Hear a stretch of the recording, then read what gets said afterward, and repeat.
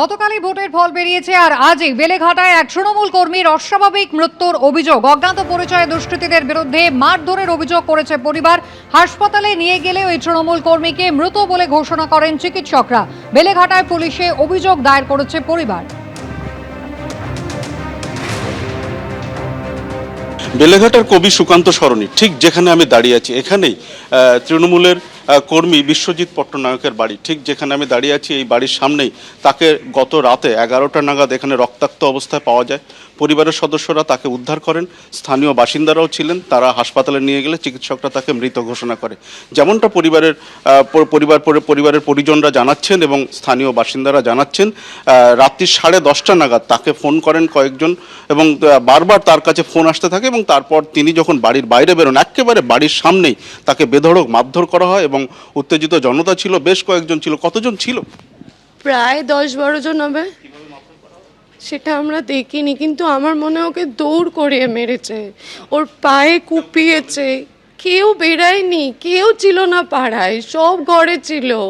অনেকে আওয়াজও শুনেছে, ভয় ভেতরে ছিল, দরজা ভাঙচুর করেছে, এখানে দরজা ভেঙেছে, সবাই ভয়ে গিয়ে ভেতরে ছিল, কেউ বেরায়নি।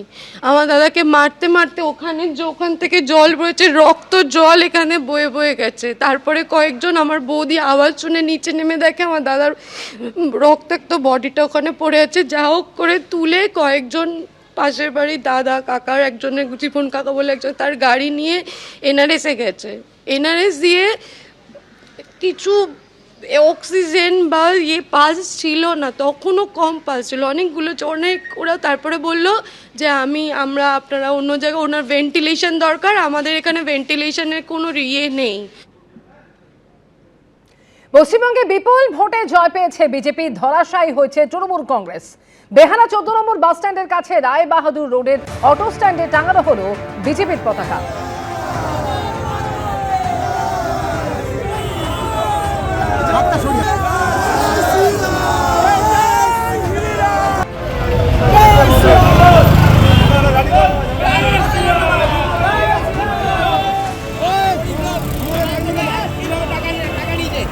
অনেকদিন খুব সাহায্য করেছি, আবার সাহায্য করতে পারছি না। আমরা তৃণমূল কংগ্রেসকে চাই না। এবারে তৃণমূল কংগ্রেসের দুরিয়া মেট হয়ে গেছে, সেই দেশ ছেড়ে চলে যাবে। এতদিন ধরে সাধারণ মানুষ খুব কষ্ট করেছে, ওদের অন্যায় অত্যাচার করেছে, আমাদের ওপর শোষণ করেছে।